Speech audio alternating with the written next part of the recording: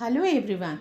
In this presentation, the rules pertaining to joint or constructive liability as contained under sections 361, 190, 310 and 331 of the Bharatiya Nyaya Sanhita are explained. We all know that a crime may be committed by an individual himself or with the cooperation of others. When an individual commits a crime, there will be no difficulty in assessing his guilt and punishing him. But when several persons are engaged in the commission of a crime and different roles are played by each one of them, difficulty arises in assessing their liability. Some of them may participate in the actual commission of the crime, and some may assist in the commission of the crime or concealment of the crime. Under English law, based on their participation, the offenders are classified as principals and accessories. Principals are those who are directly involved in the commission of the crime, and accessories are those who assist in the commission of the crime before or after the commission of the crime.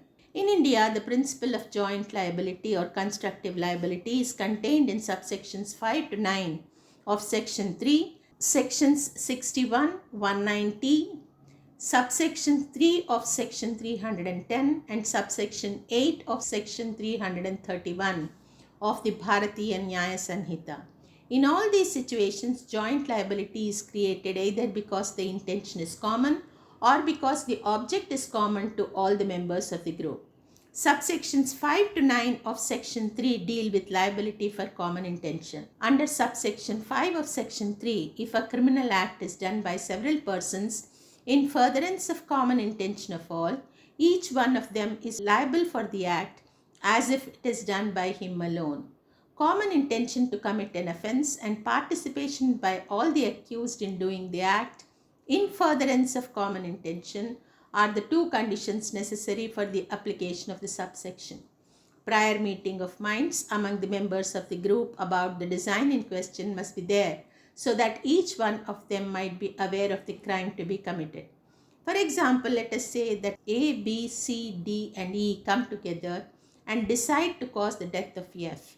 E drives A, B, C and D to F's house. D guards the gate of F's house in order to prevent anyone from entering the house.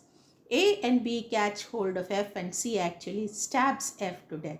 Here, though the nature of participation of the members of the group is different, each one of them will be held liable for murder of F because the offense was committed in furtherance of the common intention of all, and all of them have participated in the criminal act.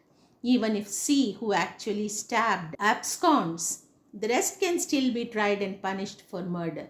Thus, in addition to sharing the intention, participation in the criminal act is also a condition precedent for liability under subsection 5. The physical presence of the accused at the scene of the offense is necessary to invoke provision if the offense involves physical violence.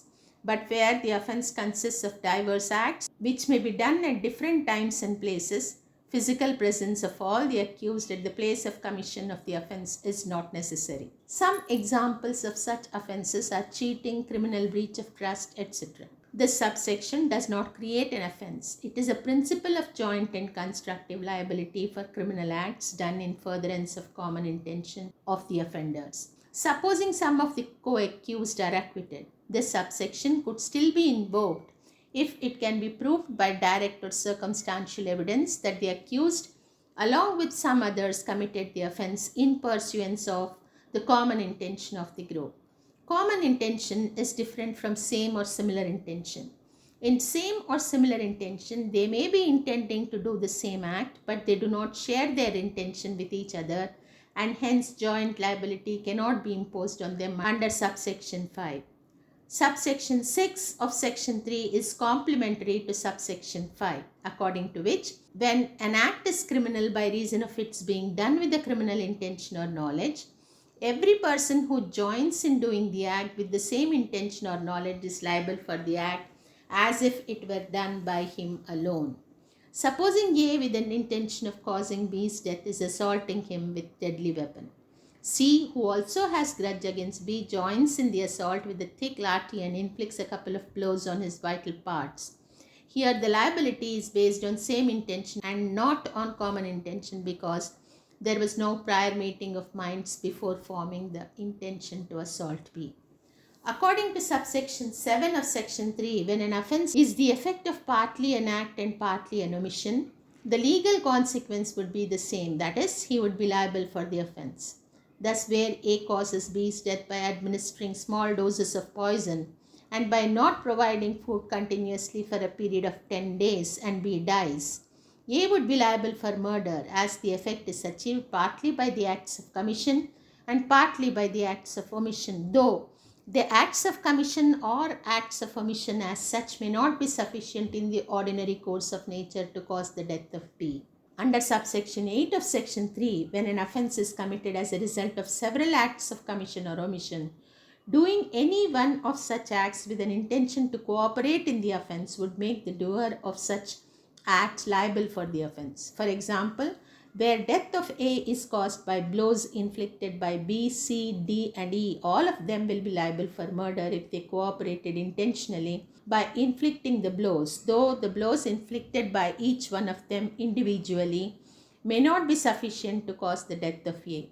Here, the prior meeting of minds before committing the acts will not be there and hence subsection 5 will not be applicable.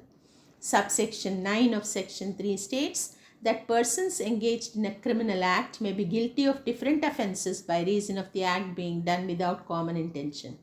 For example, A assaults B with a knife and in order to defend himself, B hits A with his walking stick to ward off the knife blow. Meanwhile, C, who had grudge against A due to a previous fight and who is waiting for an opportunity to attack A, takes advantage of the situation and stabs A from behind, due to which A dies. Here only C will be liable for murder of A and B will not be liable as he was only trying to defend himself from the assault by using reasonable force.